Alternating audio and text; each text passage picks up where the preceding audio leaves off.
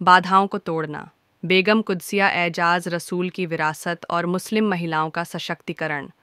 बेगम कुद्सिया एजाज रसूल की यात्रा इस दोहे के सार को दर्शाती है, जहां परंपरा का पर्दा सशक्तिकरण के बैनर में बदल जाता है। वह न केवल एक नेता थीं, बल्कि लचीलेपन की प्रतीक थीं, जिन्होंने भारत में मुस्लिम महिलाओं की भूमिका को फिर से परिभाषित किया। वह भारत के इतिहास के पन्नों में साहस और प्रगति की एक चमकती हुई किरण हैं। वह एक मुस्लिम महिला की अदम्य भावना का प्रतीक हैं, जिन्होंने देश के भविष्य को आकार देने के लिए सामाजिक मानदंडों को चुनौती दी। संविधान सभा की एकमात्र मुस्लिम महिला सदस्य के रूप में उनका योगदान सशक्तिकरण के आदर्शों के साथ प्रतिध्वनित होता है, जो धर्म, लिंग और वर्ग द्वारा लगाए गए अवरोधों को चुनौती देता है।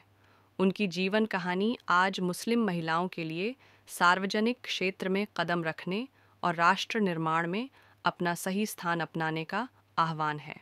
बेगम रसूल की यात्रा उस दौर में शुरू हुई जब महिलाएं, खास तौर पर मुस्लिम महिलाएं, सार्वजनिक जीवन से काफ़ी हद तक दूर थीं। पंजाब के मलेरकोटला में एक संपन्न परिवार से आने वाली बेगम आराम और सुविधा का जीवन जी सकती थीं। इसके बजाय उन्होंने खुद को सार्वजनिक सेवा में समर्पित करने का विकल्प चुना। 1937 में उन्होंने यूनाइटेड प्रोविंस लेजिस्लेटिव काउंसिल के चुनावों में गैर आरक्षित सीट पर चुनाव लड़कर और जीतकर रूढ़िवादिता को तोड़ दिया और राजनीति में मुस्लिम महिलाओं के लिए एक पथ प्रदर्शक बन गई। बाद में 1950 में यूपी विधानसभा में विपक्ष की नेता और 1952 में राज्यसभा की सदस्य के रूप में उन्होंने लाखों लोगों को प्रभावित करने वाली नीतियों को आकार देने में महत्वपूर्ण भूमिका निभाई। उनकी उपलब्धियां मुस्लिम महिलाओं की नेतृत्व करने और बदलाव लाने की क्षमता को दर्शाती है, यहाँ तक कि विपरीत परिस्थितियों में भी। बेगम रसूल का सामाजिक रूढ़ियों की अवहेलना एक मिसाल है। लचीलापन और दृढ़ संकल्प की कहानी।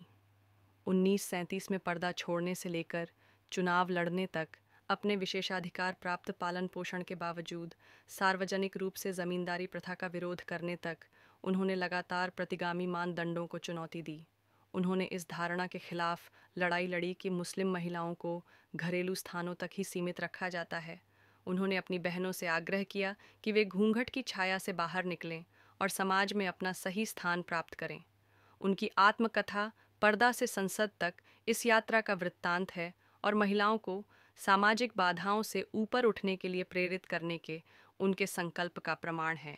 संविधान सभा में उनके शब्द आरक्षण एक आत्मविनाशकारी हथियार है, जो अल्पसंख्यकों को हमेशा के लिए बहुसंख्यकों से अलग करता है।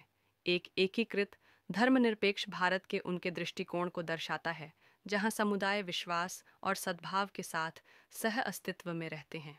उन्होंने मुसलमानों से अलगाववादी प्रवृत्तियों को त्यागने और वास्तव में लोकतांत्रिक और समावेशी राष्ट्र के निर्माण में सक्रिय रूप से भाग लेने का आह्वान किया। भारत की स्वतंत्रता और राष्ट्र निर्माण में बेगम रसूल का योगदान राजनीति से परे है। वह अल्पसंख्यक आरक्षण का विरोध करने जैसे विवादास्पद मुद्दों पर दृढ़ रहीं। इसके बजाय सरदार पटेल जैसे नेताओं के साथ मिलकर उन्होंने एकीकृत निर्वाचन क्षेत्र की वकालत की। धर्माधारित आरक्षण के खिलाफ उनका रुख क्रांतिकारी था, क्योंकि उन्होंने तर्क दिया कि मुसलमानों को अलगाव के बजाय सद्भावना और एकीकरण पर भरोसा करना चाहिए। सांप्रदायिक तनाव के समय में उनके साहसिक फैसलों ने भारत की एकता और अखंडता के प्रति उनकी अटूट प्रतिबद्धता को प्रदर्शित किया। बेगम रसूल का जीवन आधुनिक भारत की चुनौतियों का सामना करने वाली मुस्लिम महिलाओं के लिए प्रेरणा का स्रोत है। राजनीति में उनका नेतृत्व, महिलाओं के अधिकारों की वकालत और लगभग 2 दशकों तक भारतीय महिला हॉकी महासंघ की अध्यक्ष के रूप में उनकी भूमिका उनके बहुमुखी योगदान को दर्शाती है। 2000 में पद्म भूषण से सम्मानित होना उनकी स्थायी विरासत की याद दिलाता है। आज मुस्लिम महिलाओं के लिए उनकी कहानी कार्रवाई का आह्वान है। यह उन्हें सार्वजनिक जीवन में भाग लेने, सामाजिक बंधनों से लड़ने और उन रूढ़ियों को चुनौती देने का आग्रह करती है जो उन्हें सीमित करने का प्रयास करती हैं। चाहे राजनीति हो, शिक्षा हो, खेल हो या सामाजिक कार्य, बेगम रसूल की भावना हर उस महिला में जीवित है जो सपने देखने की हिम्मत रखती है और उन सपनों को साकार करने के लिए काम करती है। जबकि भारत अपना गणतंत्र दिवस मना रहा है, बेगम कुद्सिया एजाज रसूल की विरासत को फिर से देखना समयोचित और आवश्यक दोनों है। वह एक महिला के बदलाव लाने के संकल्प की शक्ति का प्रतिनिधित्व करती है।